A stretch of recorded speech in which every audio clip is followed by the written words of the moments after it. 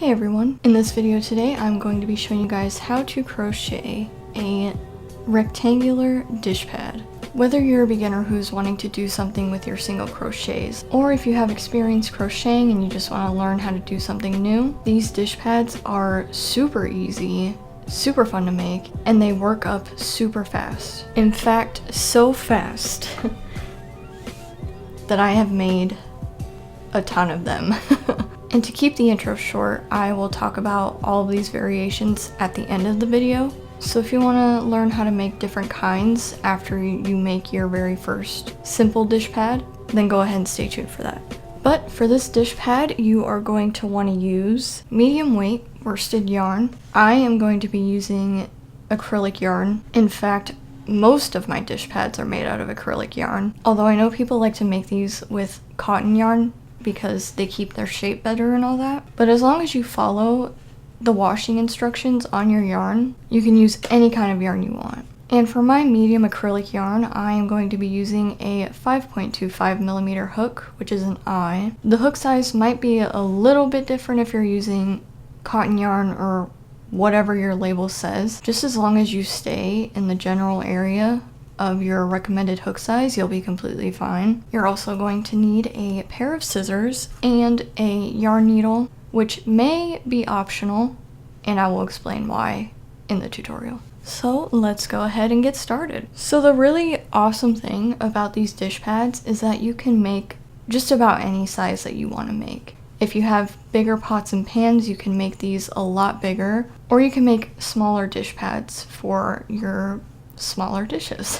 So realistically, you can chain as many chains as you want, you can make as many rows as you want, but for the sake of any beginners watching, we'll keep this pretty simple and refer just to this regular size, which is actually about the size of a regular sponge. So go ahead and make your slip knot. And what we want to do first is we want to chain 16. So to make a chain, all you do is wrap your yarn around your hook and pull through, and that is one chain right there.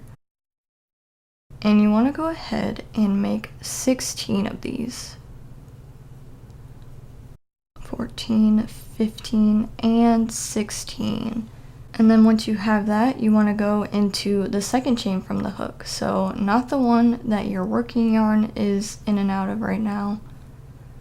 You want to go to the next one and do a single crochet. So in order to make a single crochet, put your hook in through that loop, wrap your yarn, pull through once. So now you have 2 loops on your hook, yarn over and pull through both of those, and that is how you make a single crochet. So now you want to go ahead and make 14 more single crochets, which will bring you to the very end of the chain. So one more time, in the next chain, put your hook through, yarn over and pull through once. So you have 2 loops on your hook, yarn over and pull through both of those. And go ahead and keep doing that all the way down. And by the end, you will have 15 single crochets because we went into the second chain from the hook. So we made 16 chains, but we're going to end up having 15 single crochets all the way down the line. Once you make it to the end, you want to chain 1 and then turn your work so that way we're working back down the other side. And again, we are going to do single crochets all the way down the row. So you can see the little spaces right here. And those are where you want to go into. So for a single crochet, put your hook through that hole and make sure you're underneath both of the loops this time instead of just the one that we did on the foundation row. Yarn over and pull through that. 2 loops on the hook. Yarn over and pull through again, both of those loops, and that's your single crochet. And you are going to work single crochets all the way down the line until you get to the end of the row. Coming up on my last 2 here, And the very final one might be a little tricky to get into, but just make sure you notice that V and you go underneath both of those loops. And then chain 1 and turn, and you are going to repeat that all the way back and forth. We want to work 11 rows. So I have a sample piece here so I can show you how you count your rows in case you're not sure how many you've made. So we don't want to count this very bottom foundation row as our row, and instead we're going to count from our very first row after that. And the easiest way to count rows of single crochets, in my opinion, is to just look at the V's. Some rows are just going to be single lines like this, where they're just straight up and down and you won't notice the V very well. So you'd count that as one row, and then the next row, it'll kind of go into an upside down V like this.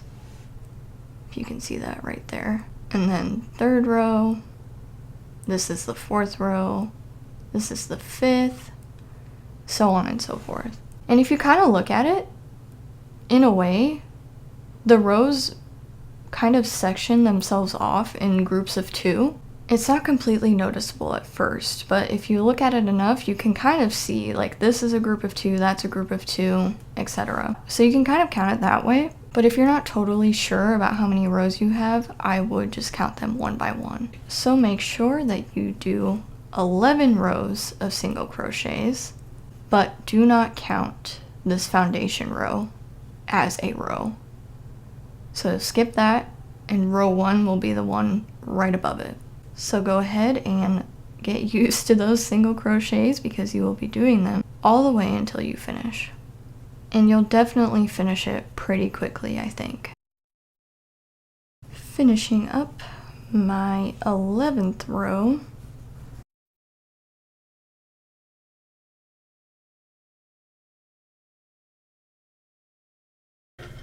And now that you have this finished, you want to go ahead and snip your yarn and fasten off by yarning over and pulling that through, pulling it tight.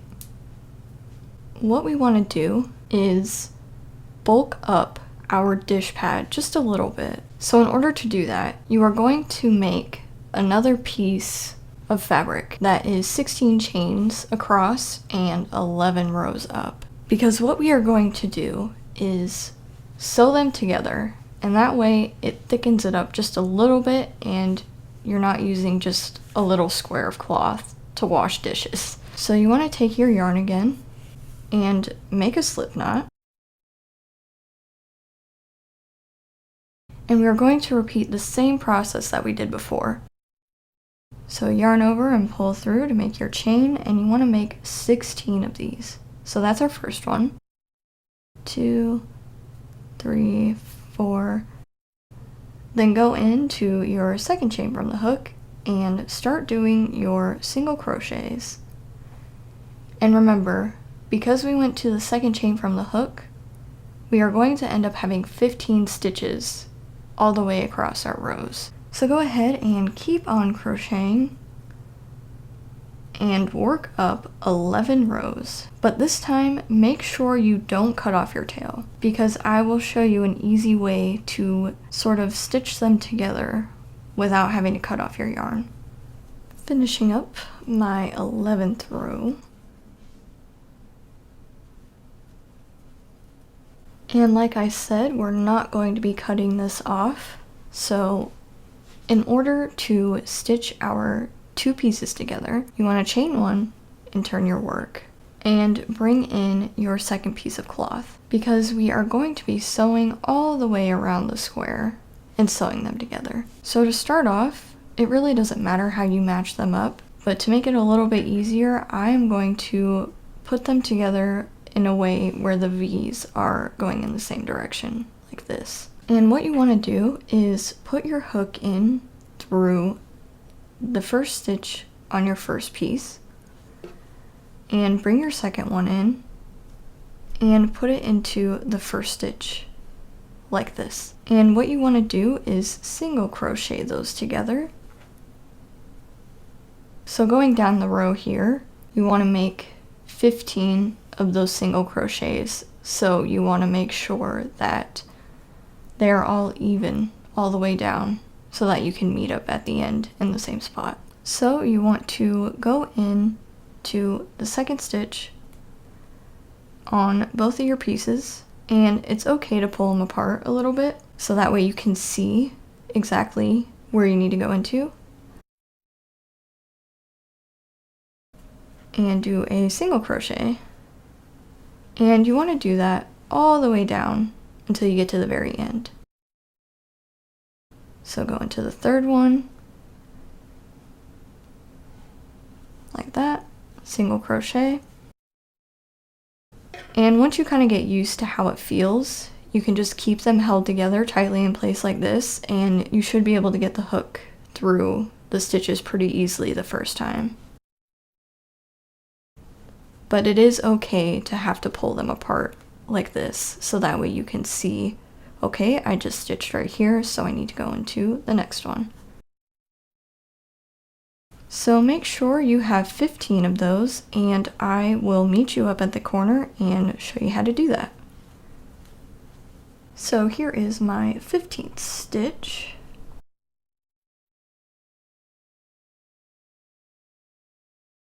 And now what we want to do is chain 1, and then what we want to do is single crochet back into that same spot that we did our 15th stitch in. So go right back into that same spot, and this single crochet will be the start of our side here. Now raw edges can be a little bit tricky because it might be hard to know exactly how many stitches you need to put down the side. With single crochets, I feel like you can get away with doing as many down the side as you have rows, but at the same time, you also just kind of want to put enough down the side that is comfortable and evenly spaced. So like here, it's not too tight, not too loose, stitches aren't very far apart, none of that. And you can kind of tell if you pull your fabric apart just a little bit that you have these holes, and they kind of count for each row. So I want to try and get 11 stitches to count for our 11 rows. But no matter what you do, if you want to make a bigger one, then kind of account for your row size for how many single crochets you want to do down the side. But either way, this second single crochet that we did in this corner is going to count as the first single crochet that is going down the side. So if we have 11 rows and we just did a single crochet here, we want to try and get 10 more single crochets down the line until we get to the other corner. So this is sort of a guessing game, and you can kind of see that there's 2 loops for the most part. So when you do crochet down the raw edges, try not to go too low. Try to stay pretty close to the top. So kind of guessing here, I want to go for 10 single crochets down the side.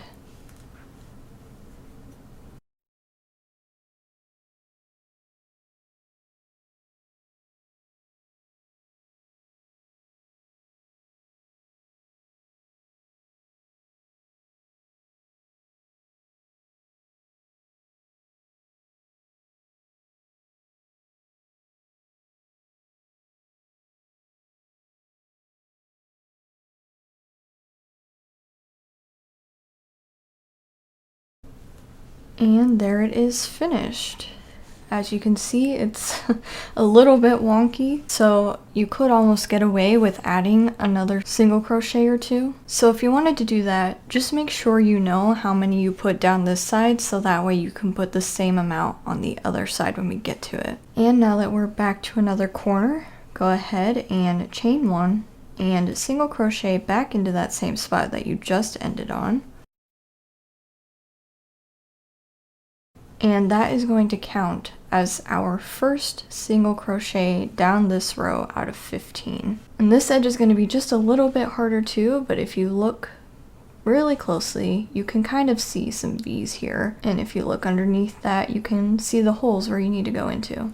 So go ahead and do 14 stitches down the line. And here we are at our corner. Now if you find yourself not having enough stitches, or maybe you're about to have too many, you can easily fix that by single crocheting into a previous stitch on the other side, or you can stitch two of them together as if you were doing a decrease. It is totally fine if you do mess up a little bit, because it's not going to be too noticeable. Nobody's going to be counting your border and making sure that all of your stitches are absolutely perfect and correct.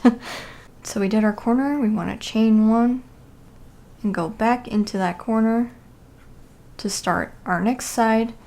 And here is why a needle is optional. You can actually just take your tails and put them inside of the dish pad and just crochet right over it. I will leave this tail out though, so you can see also how to weave it in if that's what you want to do. But I think tucking them inside just makes it way easier, and they're totally out of the way. So now that we're on our second raw edge, go ahead and try to do 10 more single crochets. Or if you wanted to put a couple more, just make sure you match on this side, whatever you had here. And your second raw edge is going to be a little bit different, where we're meeting back at the beginning. Your very last single crochet should be in the space that you did your very first single crochet in, to sort of mimic that single crochet, chain one, single crochet. So we're going to try to go into the same space that our very first single crochet was in, and then chain one, and then slip stitch into that very first single crochet we made on our border.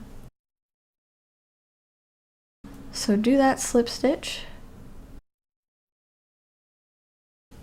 And now you can finally cut that tail off,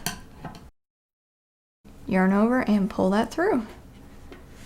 And that is your completed dish pad. Now depending on your tension, it might curve a little bit like this, and you can kind of pull on it a little bit if you need to, but as you're using your dish pad, it will relax a little bit. And really quick, I will show you how to take care of these tails here. First, what I like to do is kind of go through some of these stitches as if I am just hiding it underneath here.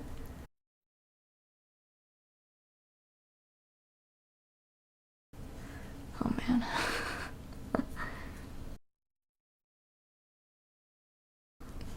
Pull that through, and then we just came out of this stitch, so put your put your needle over top of that one and thread it back again so you can go back through, sort of lock this string in place just a little bit. And you could cut this off, but what I like to do is one more time thread my needle, but in between the two pieces of cloth that we crocheted.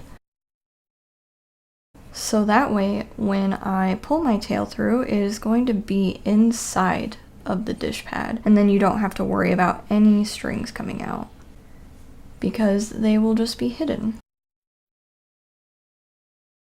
And just like that, it's as if it was never there to begin with. So you can push your tails inside of your dish pad as you're crocheting, or you can weave your tails in at the very end. Whatever you're going to feel more comfortable with doing, I recommend. And there is your dish pad complete.